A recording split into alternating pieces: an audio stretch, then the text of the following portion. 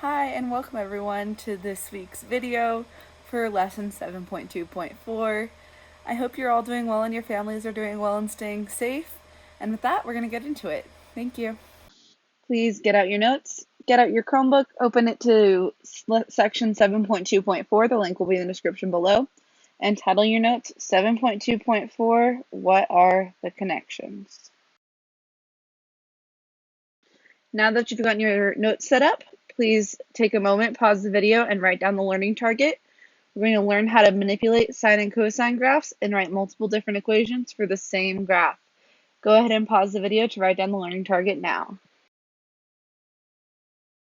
Now that you've written down your learning target, please go ahead and read the intro, starting with in the past few lessons. Go ahead and pause the video to read the intro now. Throughout the lesson, we'll be answering these two questions. Does it matter if we use sine or cosine? And what do we need to know to make a complete graph or write an equation? So throughout the lesson, we'll be focusing on these two questions. Please pause the video now to read problem 7-152 and think about what it's asking you to do. Now that you've read the question, let's talk about what it's asking you to do. So it's asking you what you would need to know about a sine or cosine function to graph them or write the equation. So look back at last lesson's notes and read what information we were looking at for the sine graph. So what were those words that we used? What do you need to know to graph a sine graph or a cosine graph? Go ahead and look back at your notes and write down everything you think you need to know now. Pause the video to write these things down. Now that you've thought about it for a while, let's talk about it. So some things you might need to know if you're going to write a sine or cosine function would be, is it a sine graph or a cosine graph?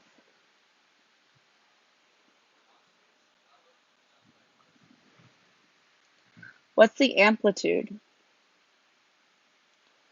If you remember, amplitude was that word that meant the distance from the midline, or like the height of the graph.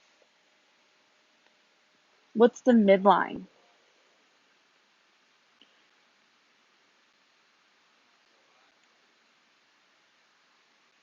And if you remember, midline was that center line that divided the graph in half horizontally.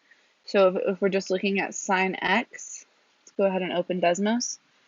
If we're just looking at sine x,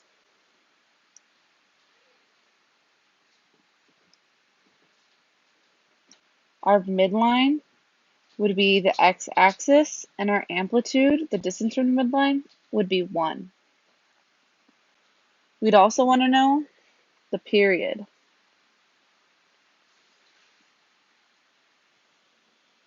So for y equals sine x, our period would start here at 0, go all the way up, all the way down and back up, and one cycle would be done at 2 pi. So the period is 2 pi. Lastly, you'd want to know if there's any horizontal shift. So if it was shifted left or right at all.